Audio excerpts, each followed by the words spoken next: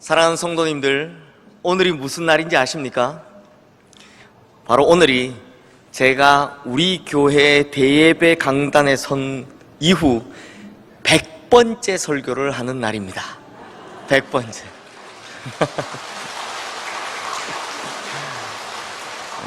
2부 때도 박수가 나왔는데 제가 평생 설교하다 박수 받아본 게 처음이라서 2부 때는 얼굴이 새빨개졌었는데요.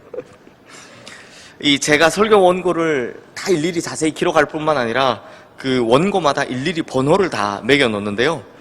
대략 2년이 조금 안 되는 오늘까지 우리 교회에서 한 모든 설교 횟수를 세어보았습니다. 여기서 뭐 사경회나 바이블 아카데미나 그리고 신방이나 혹은 외부에서 한 설교 다 제외하고 순수하게 우리 교회 강단에서 한 설교, 이게 몇 번이나 될까? 성도님들 생각에는 한 몇 번쯤 될 것 같습니까? 제가 대예배, 수요예배, 새벽예배, 거기다가 청년예배 몇 번 간 것, 그리고 오후예배, 헌신예배 이렇게 한 것, 이것들 모두 다 세어봤더니 대략 1년 10개월 동안 한 설교가 537번이었습니다. 굉장히 많죠? 대예배에서는 같은 설교를 3번 하니까 그냥 횟수로만 치면 이 1년 10개월 동안 737번의 설교를 한 겁니다. 정말 1년 10개월 동안 엄청나게 많은 양의 설교를 했던 겁니다. 이런 연으로 오늘이 이제 제가 마킹을 해본 연으로 오늘이 100번째 설교인 것을 알게 되었고, 그래서 이번에는 무슨 설교를 하면 좋을까 하고 기도하던 중에 하나님께서 제게 이런 마음을 주셨습니다. 그동안의 설교 중에서 꼭 다시 하고 싶은 설교가 있다면 다시 한번 꺼내서 해보라 라는 것이었습니다. 그때 제 머릿속에 딱 떠오른 단어가 바로 리바이벌이었습니다. 이 보통 참 좋았던 공연이나 연극 혹은 뭐 영화 이런 것들을 시간이 지난 후에 다시 상영하거나 공연하는 것을 가지고 리바이벌이라고 하는데요. 그래서 꼭 다시 하고 싶은 설교가 있다면 이 537번의 설교 가운데서 하나를 다시 꺼내서 리바이벌 해보자 라는 것이었습니다. 그래서 제가 이 무슨 설교를 다시 할까 하고 해서 설교 원고들을 죄다 꺼내서 다시 한번 살펴봤더니 사실 다시 하고 싶은 설교들, 이 설교는 내가 너무 많은 노력을 기울였고 또 이 설교는 좀 아쉬워서 다시 해보고 싶고 혹은 이 설교는 너무나 잘 썼고 하는, 그렇게 해서 한 번에 묻어버리기는 참 아쉽다라는 설교가 참 많았었습니다. 그런데 그 많은 설교들 중에 후보 몇 개를 골라놓고 가만히 들여다보니 이 537개가 아닌 다른 곳에서 눈에 딱 들어오는 설교가 하나 있었습니다. 이게 뭐냐? 바로 제가 우리 교회에 부임을 하기 위해서 선을 베러 왔을 때 그때 총 3편의 설교를 했는데요. 그 중에 2편은 대예배에서 했지만 나머지 1편은 오후 예배에 했기 때문에 모든 성도님들께 다 들려드리지 못했던 설교가 하나 있었습니다. 바로 그 설교가 눈에 딱 들어오는 것이었습니다. 그리고 이 설교의 내용을 찬찬히 다시 한번 들여다보는데 제 마음속에 이 설교를 지금 하기면 딱 좋겠다라는 생각이 들었습니다. 그리고 이 좋은 설교를요, 우리 성도님들께서 가장 많이 들으시는 주일 대예배 때 하지 못한 것이 너무 아쉽다라는 생각을 평소에도 하고 있었습니다. 그래서 이 설교를 다시 들고 나왔습니다. 아마 앞으로도 100번에 한 번씩은 이 그동안 했던 설교 중에 한 번씩 리바이벌을 하려고 하는데요. 이 설교를 처음 들으신 분들도 계시겠지만 몇몇 분들은 아마 그때 많은 성도님들께서는 그때 굉장히 집중해서 들으셨기 때문에 제가 선보러 왔으니 얼마나 집중해서 들으셨겠습니까? 다시 들어본다 하시는 분들도 계실 겁니다. 이런 분들, 이런 성도님들 혹시 중간중간에 그 내용이 기억이 나셔서 내가 들어봤다 하시더라도 오늘 또 새롭게 해주시는 또 다른 하나님의 은혜가 있을 줄로 믿습니다. 이제 말씀을 시작하겠습니다. 어느 초등학교에서 한 선생님이 아이들에게 이런 시험 문제를 냈다고 합니다. 누군가가 무슨 결심을 하지만 사흘을 가지 못하는 경우를 가리키는 사자성어를 4글자로 무엇이라고 합니까? 네, 답안지에는 작, 괄호, 삼, 괄호라고 되어 있었는데요. 우리 성도님들께서는 이미 답을 알고 계시죠? 정답이 무엇입니까? 네, 작심삼일입니다. 그런데 한 학생이 쓴 답이 매우 요상했습니다. 뭐라고 썼느냐? 작은 삼촌이라고 썼습니다. 작은 삼촌. 그래서 선생님께서 이 학생을 불러다가 왜 그렇게 답을 썼느냐라고 물었더니, 우리 작은 삼촌은요, 매번 담배를 끊는다고 하면서 그 마음을 먹지만 사흘을 가지 못하기 때문이라고 대답을 하더랍니다. 성도님들, 작심삼일이라는 말이 있듯이 인간은 그만큼 약한 존재라서 독하게 마음먹은 결정도, 또 크게 느꼈던 감정도 대부분 오래 가지 못하는 것이 사실입니다. 그래서 아무리 강한 결심을 해도 고작 3일 뿐이고, 서로 사랑하는 감정도, 혹은 상대에게 느끼는 분노도, 미움도, 기쁨도, 슬픔도 모두 다 시간이 지나면 서서히 사라지더라라는 것입니다. 이게 사자성어로는 작심삼일이라는 표현이 있고요, 영어 표현에도 보면 happiness is short-lived라는 표현이 있습니다. 이게 행복은 그 생명이 짧다라는 뜻인데요, 그만큼 인간이 경험하는, 느끼는 이 감정은 오래가지 못한다라는 말입니다. 사랑하는 성도님들, 그렇다면 이 이스라엘 백성들의 역사를 전부 다 통틀어서, 이스라엘의 전체 역사를 다 통틀어서 최고의 순간, 최고의 기쁨을 누리고 최고의 환희를 느꼈던 그 절정의 순간을 맛본 때, 그때가 언제였을까요? 언제였을까요? 비록 개인적인 견해이지만 이스라엘 백성들이 최고의 기쁨과 환희를 느낀 순간은 아마 홍해 바다를 마른 땅처럼 건널 때였을 것입니다. 왜냐하면 앞은 바다요, 뒤는 애굽왕 바로의 군대입니다.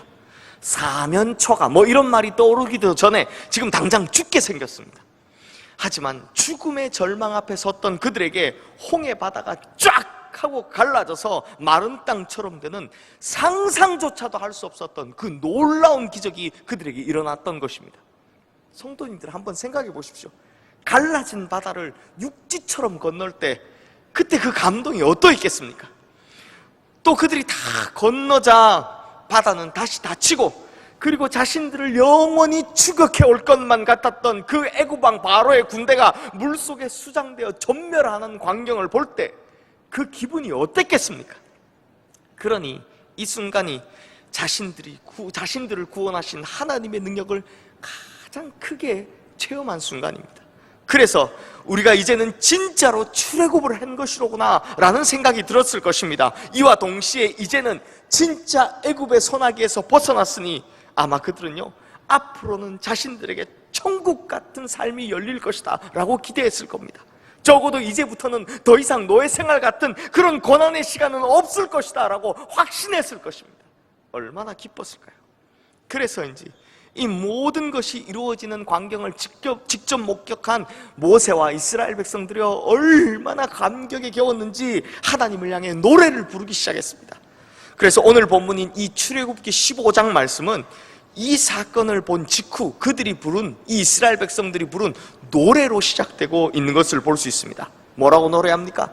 내가 여호와를 찬송하리니 그는 높고 영화로우시며 말과 그 탄자를 바다에 던지셨음이로다. 여호와는 나의 힘이요 노래시며 나의 구원이시로다. 그는 나의 하나님이시니 내가 그를 찬송할 것이요 내 아버지의 하나님이시니 내가 그를 높이리로다. 이게 얼마나 감격적인 노래입니까? 얼마나 기뻤으면 이런 노래를 다 지어 불렀겠습니까? 그러자 이 모세의 누이인 미리암이요, 한수 더 떠서 거기다 손에 소고를 잡고 춤을 추면서 이 노래에 화답을 합니다. 그것이 오늘 본문 바로 위에 있는 21절 말씀인데요, 우리 함께 읽어보겠습니다. 미리암이 그들에게 화답하여 이르되 너희는 여호와를 찬송하라. 그는 높고 영화로우시며 말과 그 탄자를 바다에 던지셨음이로다 하였더라. 성도님들, 이것만 봐도, 이거 전부 다 읽지 않아도 이것만 봐도요, 얼마나 흥겹습니까? 얼마나 기쁘고 감격이 컸으면 이리도 신나게 노래를 부르고 춤을 췄을까요? 그런데 성도님들, 문제가 생겼습니다. 무슨 문제냐? 이들의 감격적인 노래와 그 춤사위가, 또 그 기쁨의 환호성이 그리 오래 가지 못했다라는 것입니다. 며칠 갔을까요? 네, 며칠 갔을까요? 작심 3일이라고 꼭 사흘 갑니다. 사흘 후에, 딱 3일 후에 모든 상황이 다 역전이 됩니다. 우리 오늘 본문 22절 말씀 함께 읽겠습니다. 모세가 홍해에서 이스라엘을 인도하며 그들이 나와서 수르 광야로 들어가서 거기서 사흘 길을 걸었으니 물을 얻지 못하고. 물이 문제였습니다. 사막길, 그 여행의 가장 절박한 필요, 당연히 물 아니겠습니까? 그런데 사흘 동안이나 물을 얻지 못했다라는 것입니다.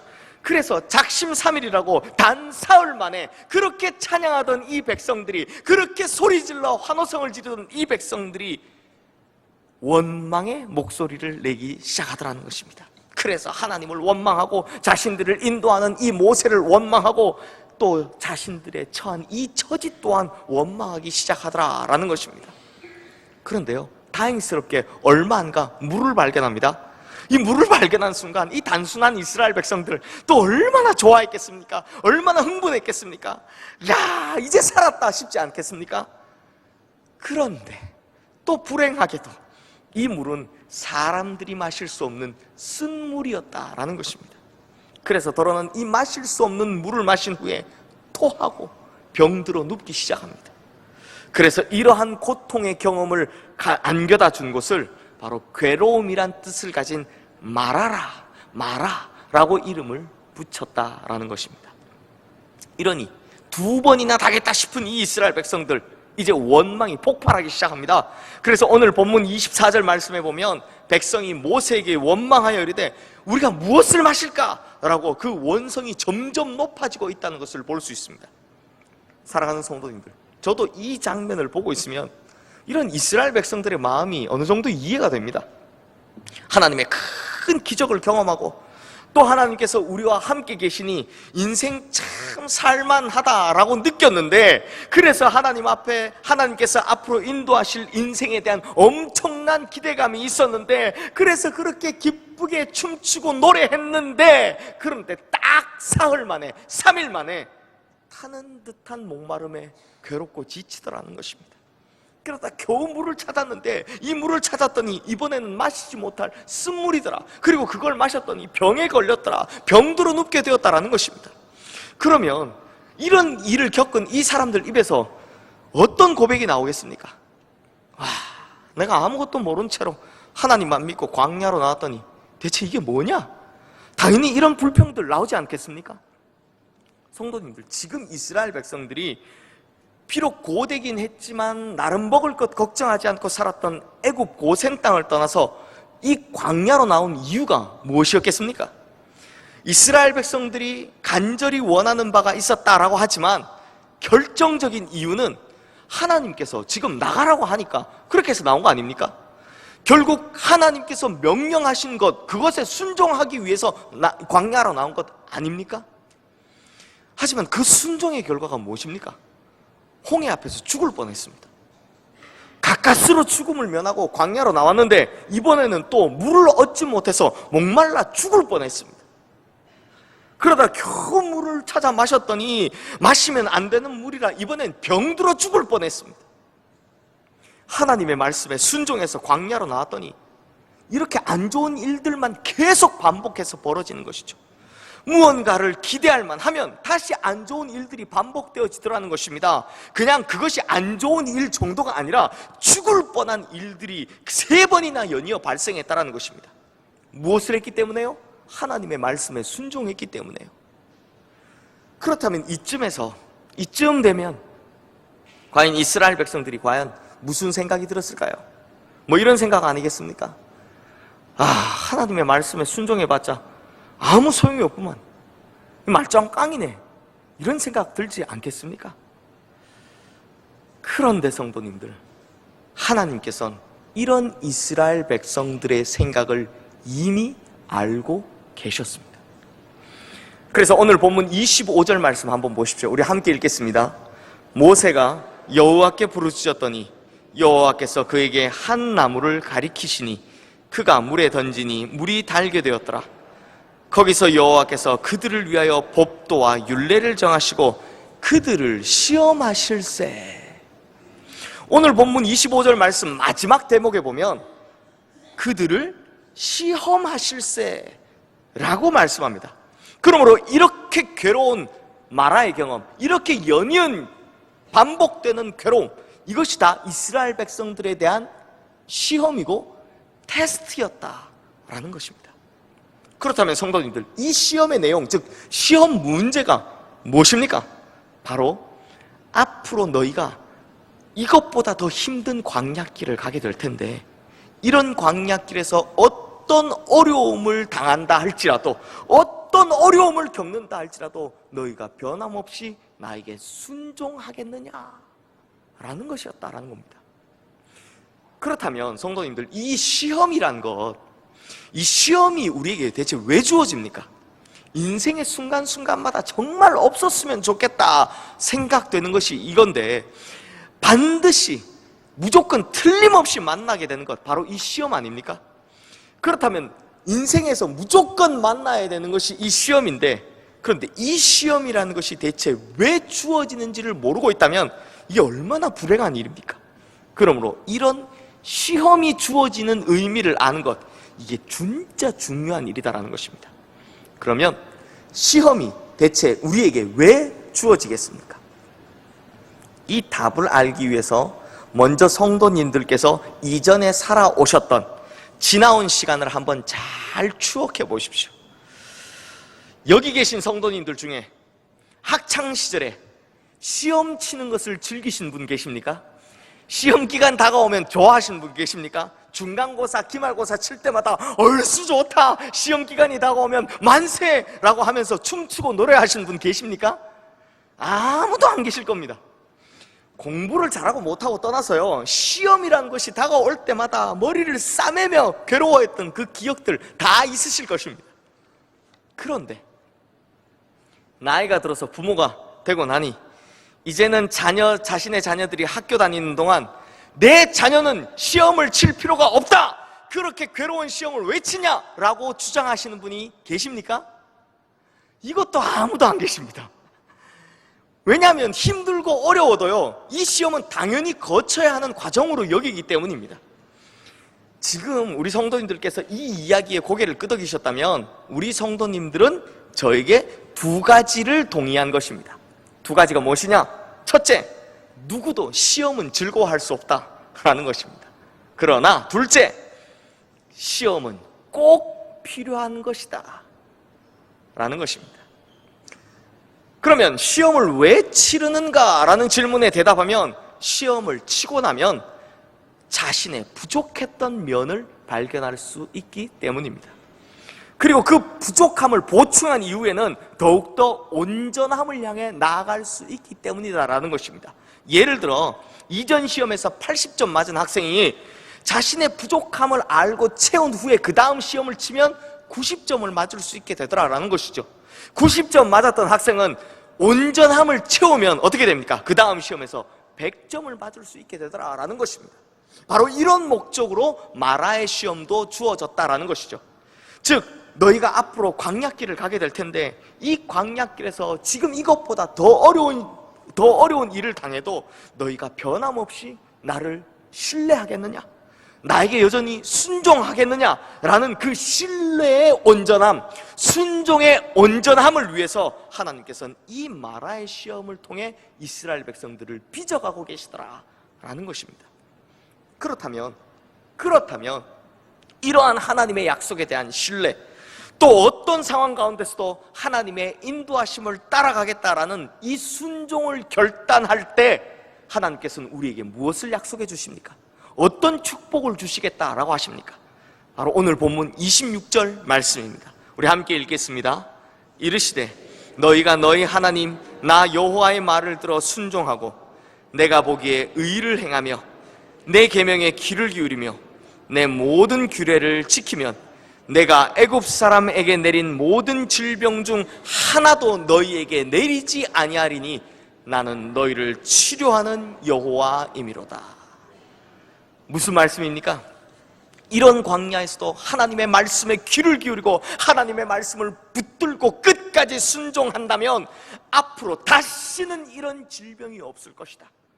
혹시 질병이 찾아오더라도 반드시 치료의 은혜로 너희와 함께 해주겠다라는 그 축복이다라는 것입니다. 그래서 하나님께서는 이 마라의 물을 치료함으로 나는 치료의 하나님, 곧 여호와 라파의 하나님임을 온 이스라엘 백성들에게 드러내 보여주셨다라는 것입니다. 그렇다면 성도님들, 우리에게 인생의 마라와 같은 순간이 찾아온다면 그것을 극복하는 비결 무엇이겠습니까? 바로 하나님께서 내게 주신 그 약속에 대한 신뢰를 포기하지 않고 그 약속의 말씀에 대한 순종의 결단으로 날마다 그 하루하루를 살아가는 것입니다. 그렇게 되면 여호와 라파의 하나님께서 우리와 함께 해주신다고 하니 아무리 열악한 광야의 인생길이라지만 우리가 무엇을 걱정하겠습니까? 우리가 무엇을 염려하겠습니까? 그러므로 우리는 인생에서 만나는 광야, 특히 이 괴로움의 순간, 마라의 순간에 여호와 라파의 하나님에 대한 신뢰를 더욱더 돈독히 하며 오히려 하나님을 향한 순종의 결단을 더 강력하게 해야 할 줄로 믿습니다.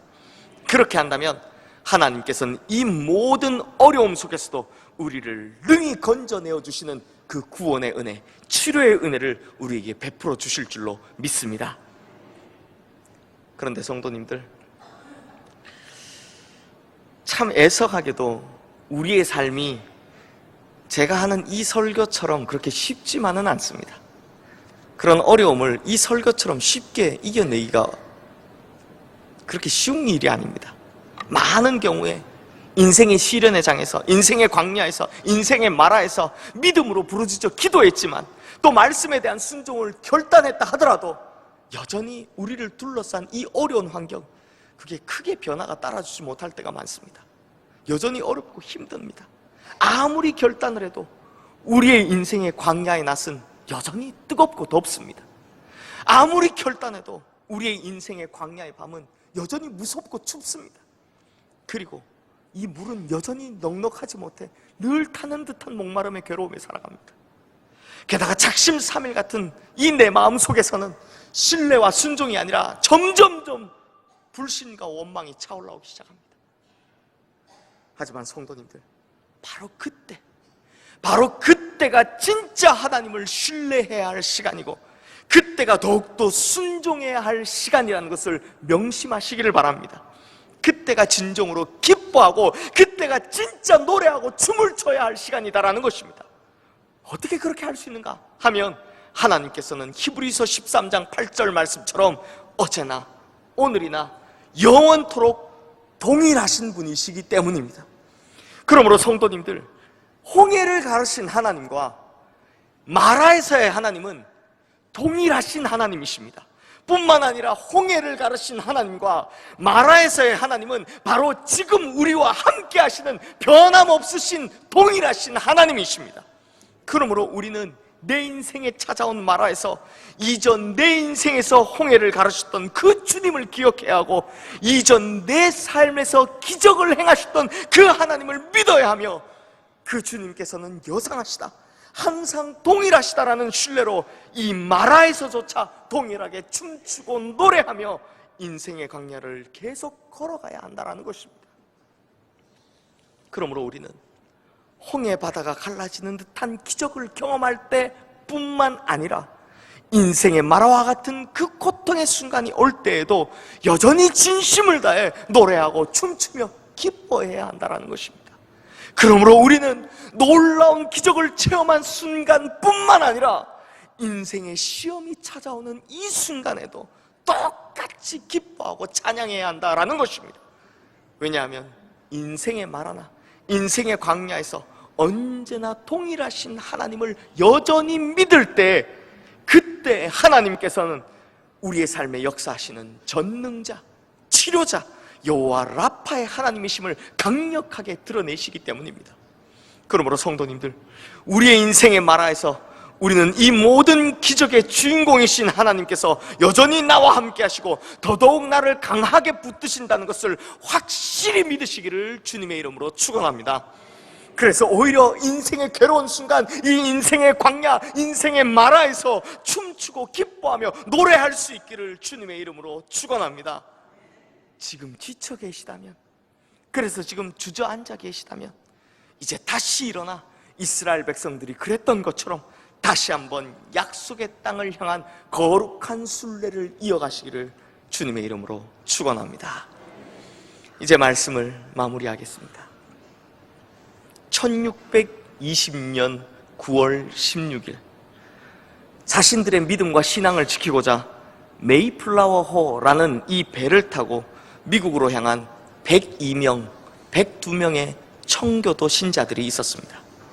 이 사람들은요, 하나님을 향한 믿음을 지키기 위해서 최선을 다하며 살았지만 오히려 당시 그 사회 속에서 자신들의 믿음과 신앙 때문에 더 많은 고난을 받고 오해를 받고 협박을 당하고 핍박을 받고 소외를 당하는 등 오히려 신앙 때문에, 믿음 때문에 고통의 삶을 살아야 하던, 그렇게 견뎌야만 하던 시절이 있었습니다. 그래서 결국 이들이 자신의 신앙을 지키기 위해서 신대륙인 미국까지 오게 되었다라는 것입니다. 미국에 도착하자 이제는 잘 될 것이다라는 그 기대가 얼마나 컸겠습니까? 하지만 기대했던 것처럼 모든 것이 좋아지기는커녕 어려운 환경은 더했으면 더했지 전혀 나아진 것이 없었습니다. 그래서요, 그럴 때마다 서로를 격려하기 위해서, 또 하나님을 더욱 신뢰하자고, 그리고 절대로 포기하지 말고 절대로 이 소망을 잃어버리지 말자라는 마음으로 말하기 시작했던 청교도들의 인사가 있습니다. 그 인사를 할 때 이렇게 인사를 했다라는 것입니다. 그리고 이 인사말은 너무나 좋았기 때문에 지금은 서양 사람들이 보편적으로 사용하는 명언이 되었는데요, 이 인사말이 무엇이냐? 바로 The best is yet to come 입니다. 한국말로 번역하면 최고의 것은 아직 오지 않았습니다 라는 것입니다. 최고의 것은 아직 오지 않았다라는 이 청교도들의 소망이 담겨있는 이 인사말. 그런데 오늘 본문 마지막에도 딱 이와 같은 일이 벌어졌다는 것을 볼 수 있습니다. 이제 이스라엘 백성들이 마라를 떠나서요, 다시 광야로의 여행을 시작합니다.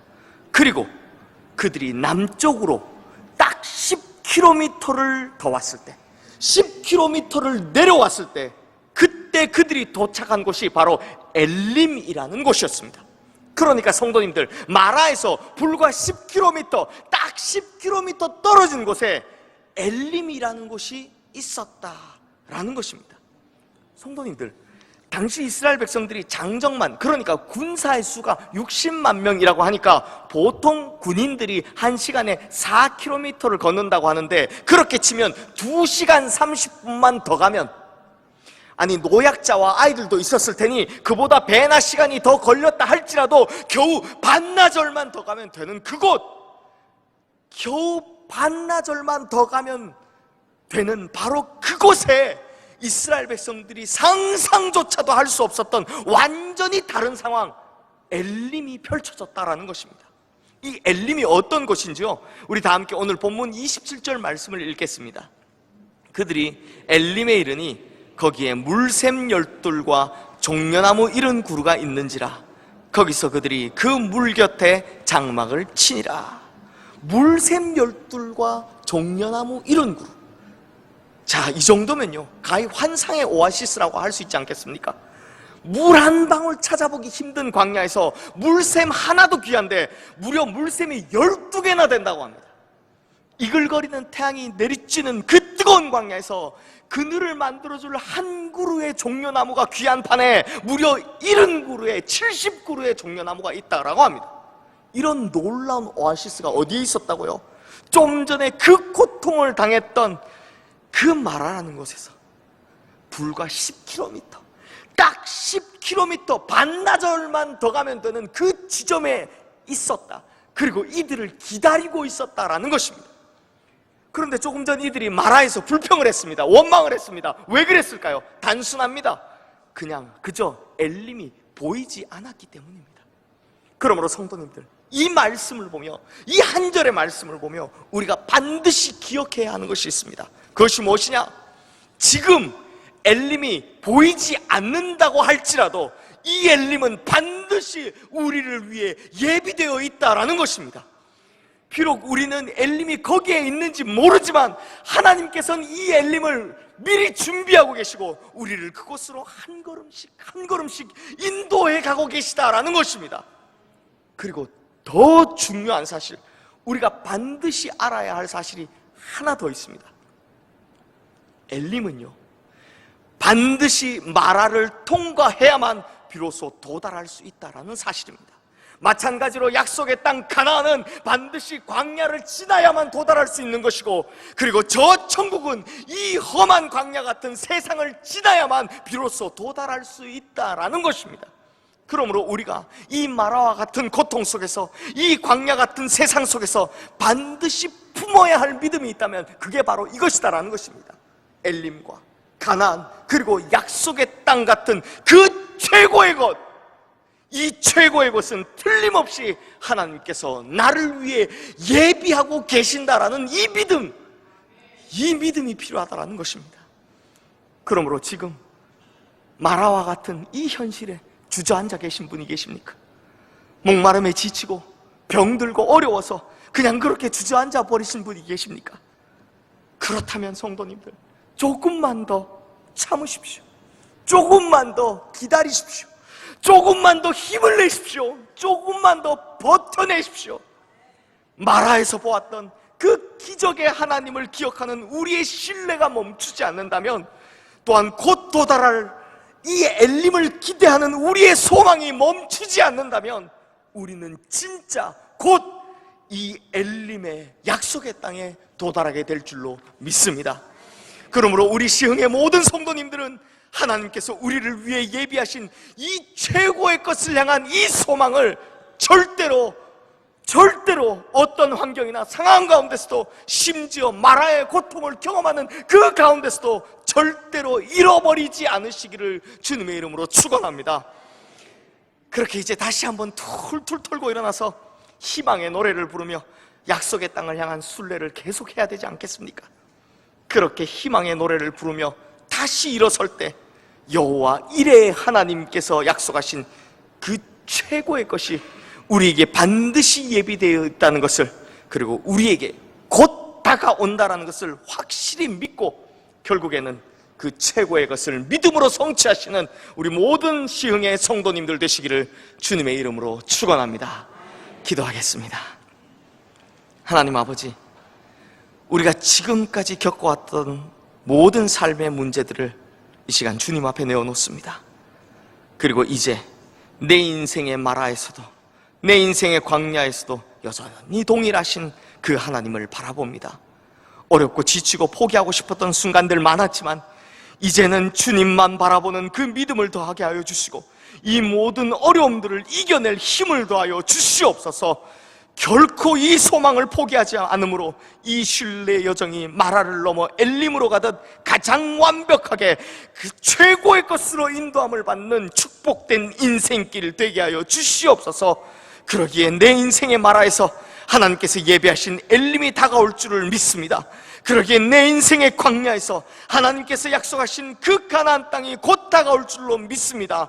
이 믿음 하나로 모든 어려움에서 승리해내는 우리 성도님들 다 되게 하여 주시옵소서. 우리의 치료자 되시며 또한 우리에게 최고의 것을 예비하고 계신 우리 주 예수 그리스도 이름으로 기도드리옵나이다. 아멘.